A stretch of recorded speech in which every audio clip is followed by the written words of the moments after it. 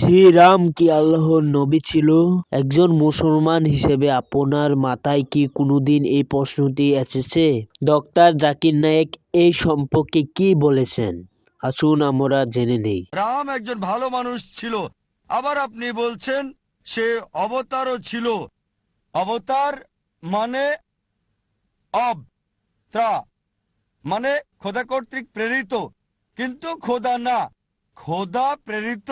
আপনি আবার বলছেন, যদি বলেন যে রাম হচ্ছে অবতার এবং ত্রা মানে সর্বশক্তিমান ঈশ্বর প্রেরিত, এটা বললে আমার কোনো আপত্তি নেই। যদি বলেন রাম আল্লাহর নবী, হতেও পারে আবার নাও হতে পারে, কারণ আমাদের নবীজি মুহাম্মদ সাল্লাল্লাহু আলাইহি ওয়াসাল্লাম বলেছেন 1,24,000 নবী এই পৃথিবীতে এসেছেন, কোরআনে শুধু 25 জনের নাম উল্লেখ করা আছে। রাম হতে পারে ঈশ্বরের নবী, হতে পারে আবার নাও হতে পারে, নিশ্চিত বলতে পারি না। তবে রাম যদি নবী হয়েও থাকে, কৃষ্ণ যদি নবী হয়েও থাকে, তাকে পাঠানো হয়েছিল শুধু সেই সময়ের সেই লোকদের জন্য।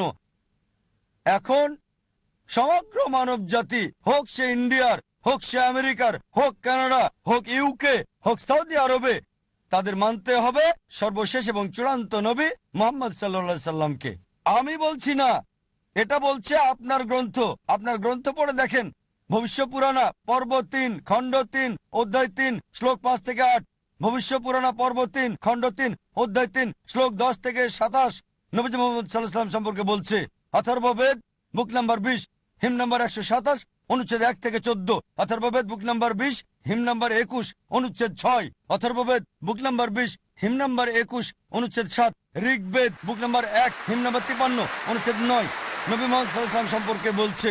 তাকে বলা হয়েছে আহম্মদ। আহম্মদ মানে যে প্রশংসা করে, প্রশংসাকারীকে বলা হয় আহম্মদ। আহমদ নামে তার উল্লেখ আছে। যদি পড়েন সামবেদ উত্তরচিক মন্ত্র নাম্বার 1500, সামবেদ ইন্দ্রা অধ্যায় নাম্বার 2 মন্ত্র নাম্বার 152, যজুর্বেদ অধ্যায় নাম্বার 31 অনুচ্ছেদ নাম্বার 18, ঋগ্বেদ বুক নাম্বার 8 হিম নাম্বার 6 মন্ত্র নাম্বার 10, অথর্ববেদ বুক নাম্বার 8 হিম নাম্বার 5 মন্ত্র নাম্বার 16, অথর্ববেদ বুক নাম্বার 20 হিম নাম্বার 126 অনুচ্ছেদ 14। তাকে বলা হয়েছে আহম্মদ, বলা হয়েছে নরসংসা।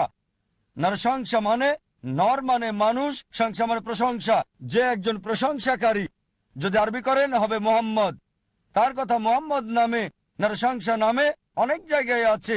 ঋগ্বেদ বুক নাম্বার 1 হিম নাম্বার 13 মন্ত্র নাম্বার 3, ঋগ্বেদ বুক নাম্বার 1 হিম নাম্বার 18 মন্ত্র নাম্বার 9, ঋগ্বেদ বুক নাম্বার 1 হিম নাম্বার 106 মন্ত্র নাম্বার 4, ঋগ্বেদ বুক নাম্বার 1 হিম নাম্বার 142 মন্ত্র নাম্বার 3, ঋগ্বেদ বুক নাম্বার 2 হিম নাম্বার 3 মন্ত্র নাম্বার 2, ঋগ্বেদ বুক নাম্বার 5 হিম নাম্বার 5 মন্ত্র নাম্বার 2, ঋগ্বেদ বুক নাম্বার 7 হিম নাম্বার 2 মন্ত্র নাম্বার 2, যজুর্বেদ অধ্যায় 20 অনুচ্ছেদ 37, যজুর্বেদ অধ্যায় 20 অনুচ্ছেদ 57, যজুর্বেদ অধ্যায় 21 অনুচ্ছেদ 31, যজুর্বেদ অধ্যায় 21 অনুচ্ছেদ 55, যজুর্বেদ অধ্যায় 28 অনুচ্ছেদ 2, যজুর্বেদ অধ্যায় 28 অনুচ্ছেদ 19, যজুর্বেদ অধ্যায় 28 অনুচ্ছেদ 42।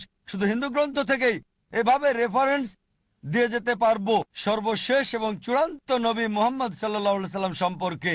তার কথা কল্কি পুরাণায় বলা হয়েছে, কল্কি অবতার হিসেবে বলা হয়েছে। তার মায়ের নাম হবে সুমতি মানে আমিনা, তার বাবার নাম হবে বিষ্ণু ইয়াস মানে আব্দুল্লাহ। তিনি জন্মগ্রহণ করবেন শান্তির স্থান সাম্বালায় মানে মক্কা। তার জন্ম হবে সাম্বালার শহরের প্রধানের পরিবারে মানে মক্কার প্রধানের ঘরে মানে কুরাইশদের প্রধান। তার 4 জন সঙ্গী থাকবে, খুলাফায়ে রাশেদিনদের কথা বলা হচ্ছে। আরো বলা যায়, যদি সত্যি আপনার গ্রন্থে বিশ্বাস করেন, আপনাকে বিশ্বাস করতে হবে সর্বশেষ এবং চূড়ান্ত নবী মুহাম্মদ সাল্লাল্লাহু আলাইহি সাল্লাম সম্পর্কে।